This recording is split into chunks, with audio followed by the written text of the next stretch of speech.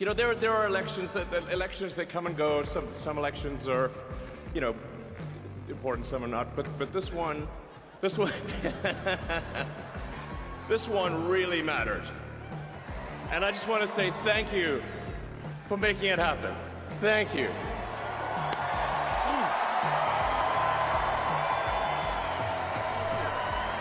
My heart goes out to you. It is thanks to you that the future of civilization is assured. This is horrible. Don't get me wrong on this. Killing children and genocide is horrible. The protests, fine. But you see, the problem, and I'm going to say it, y'all were wrong. Y'all were wrong, not about what you did, but about what was coming. Where the fuck is Jill Stein? Not that she made any difference, but where the fuck is Jill Stein? I didn't love Kamala Harris, okay? But she would have done a whole fucking better job than Donald fucking turd. Jared Kushner was chomping at the bit for beachfront property. What is happening? Trump? The orange turd? Talking about taking over Gaza. But this is about people who wanted to argue with me to the end that it was a one-issue election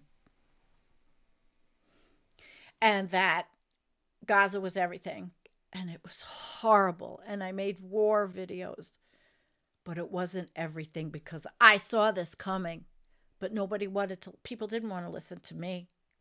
No, they wanted to argue with me. I mean, I was bullied.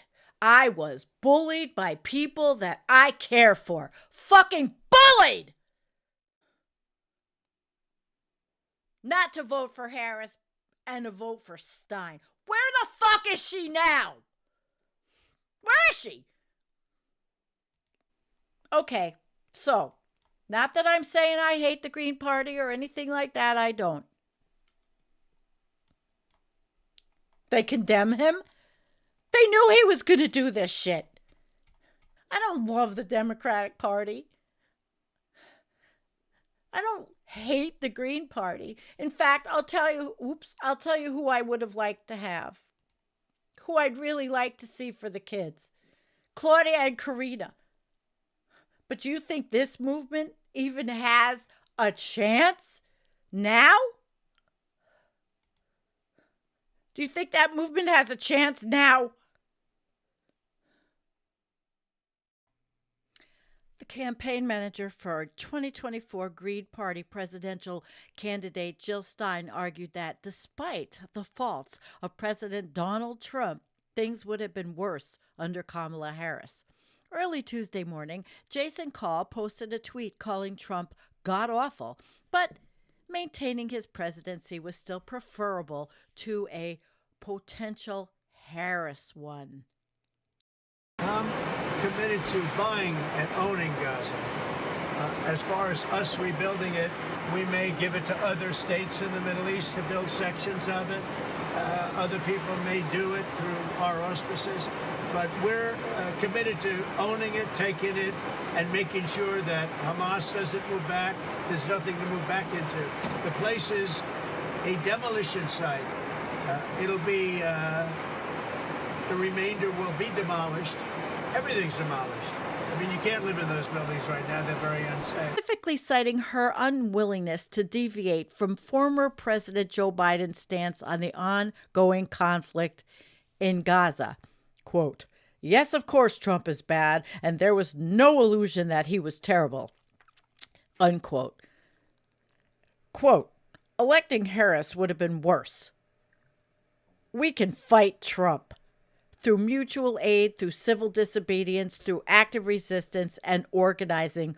We can overcome. We saw the minority leader, Hakeem Jeffries, already go out and tell his constituents, his friends, you have to fight like heck in the street to stop President Trump's agenda. Yeah, these people remind me sometimes of the folks that were still fighting World War II in an isolated island like 30 years later. The American people have spoken. They are sick of the ridiculous performative politics. They want Americans, their leadership, Democrats and Republicans, to come together and actually get some things done. You don't have to agree with us on everything. Of course, if you're a Democrat, I'm sure you're going to vote a lot against what we're trying to do. But for Hakeem Jeffries to go out and say that you need to fight in the streets, it's dangerous, it's disgraceful rhetoric, and it's not at all what the American people ask. I think we would never overcome the moral stain of re-electing genocide. It would have undercut any moral authority, he continued in his delusional thinking. It would have metastasized. As god-awful as Trump is, it was better outcome. Now let's organize to bury fascism again, but this time for real, and that means ending capitalism. All right, my friends, you tell me that this isn't delusional thinking, especially when we now have the cabinet we have, the Nazis in charge, Elon Musk taking over the government,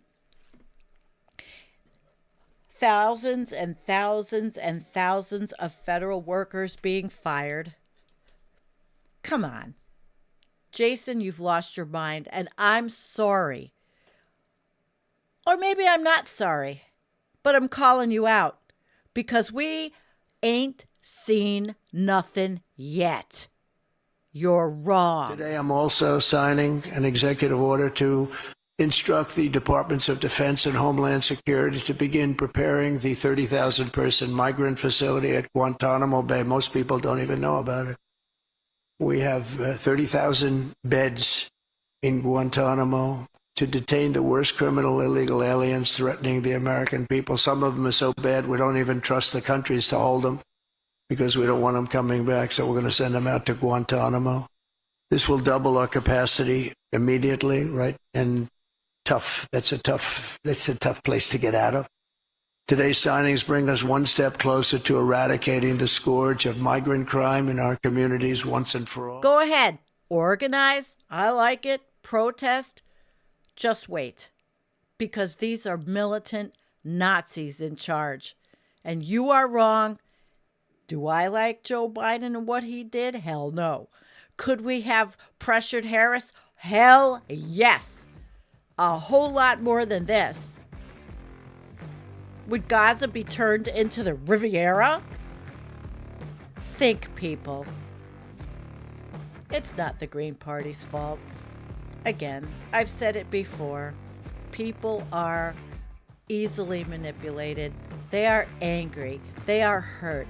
But Jason, you done fucked up.